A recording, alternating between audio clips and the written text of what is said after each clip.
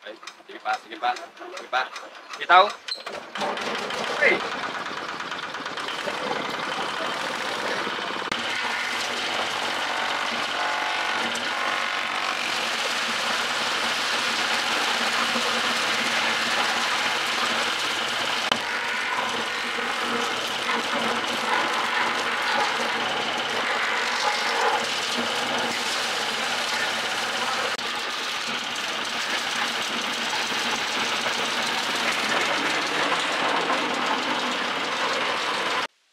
Masaganang araw po sa ating lahat. Ako po si Engineer Robert ng RM Metalworks. Ngayong araw, kasama natin yung ating mga napakasisipag at napaka-uhusay na mga kasamahan mula sa United Labor Service Cooperative. Yan, sir. Sir, pakilala ka naman. Ako nga pala si Mr. Jerry Criag, ang Operation Manager ng United Labor Service Cooperative. Kasama ko rito si Engineer Atoy Aliling, ang aming Operation Supervisor, at si Jason, at si Hill, at si Ate Honey. Kami ang gagamit ng equipment na to para dito sa aming kliyente dito sa Cavite. Ayun, no. Kung makikita po natin, sir, napakalaki ng in-order. Kasi kadalasan talaga nung mga kinukuha sa amin, yung standard model. Standard model kasi namin, 12 HP, tas air-cooled lang. So, yung sa inyo, 155 na kubota pa. Water-cooled pa. Iba kasi talaga hila, sir, ng water-cooled. Kung ikukumpara mo yung 12 HP, 12 HP na water-cooled, air-cooled. Iba lakas. Tapos ito, pumapalo na to ng 14, 15 horsepower. Tapos, yung pangkahoy nyo, sir, hanggang 4, hanggang 5 inch diameter yung kaya. So, yung limitation niya? Yun yung 4-5 inch. Tapos dito, sir, yan, nakita nyo naman. Ito po, parang may 10 minutes ba tayo? 15 minutes nagigiling? Parang wala pa, no? So, sobrang dami na agad, sir, nung nagiling natin. Halo-halo. Sir, anong plano nyo dito? So, ang aming usapan ng Village Manager team at ng homeowner association ay gagawin namin yung part ng organic fertilizer. At yung iba naman ay baka maging fuel at magagamit din sa mga garden. Matulog.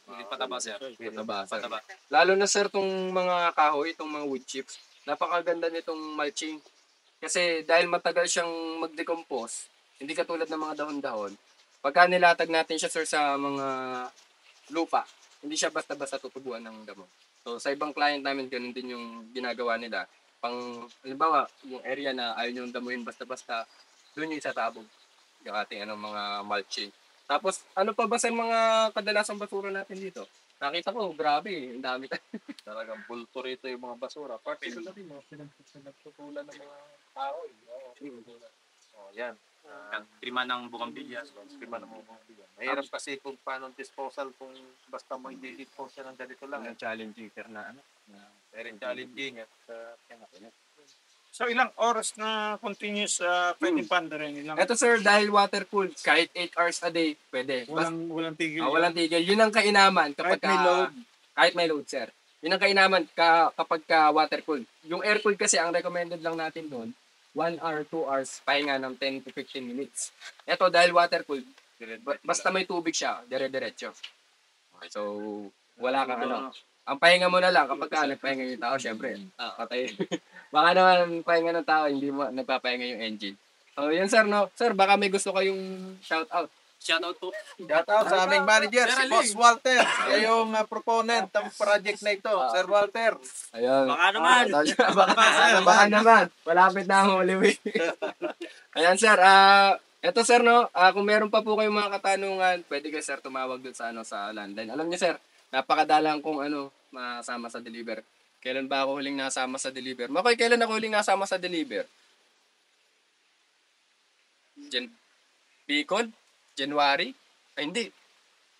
January pa, sir, yata. Yung huling kasama ng deliver. Kasi, tulad kahapon, hanggang alas 2 ako ng madaling araw may trabaho para sa eskwela.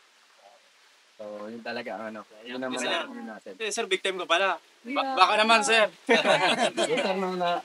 Baka yung mga masisipag natin, sir, na mga mag-ooperate, baka may gusto kayo i-shoutout, sir. Shoutout. Shoutout. DJ. Shoutout po sa mga taga-Nasugbo dyan. Barangay Mama. Sa Batangas, sir. Taga-Balayan. Balayan, layo. Nakakarating din tayo dyan. Actually, sir, sila, bukas, Bicol naman. Ganito din. Pero yung standard model namin, Ito yata yung pinakamalaki ito yung pinakamalaki natin so far na na kumbaga ganitong modelo na trailer type. Yun sir, no, sa mga interesado po, katulad nila sir na may mga property na mine-maintain, yung iba naman sir, kadalasan kumukuha sa atin mga farm. Tulad yung mga dadala sa Bicol. Dadalhin yun sa Bicol, itatawid pa ng isla. Kasi may farm sila doon, no? Ganito din na maluwang. So baka po meron kayong mga kakilala na interested din po, pwede po kayo mag-message sa mga numerong ilalagay ko sa inyong mga screen. Muli po, ako po si Engineer Robert ng RM Metalworks. Kasama natin yung mga kasama natin mula sa United Labor Service Cooperative. At sir, wala nang dagdag sir. Ano pang... Thank you very much sa RM Metalworks Yeah, thank you din, sir. pag-cater ng aming pangangailangan.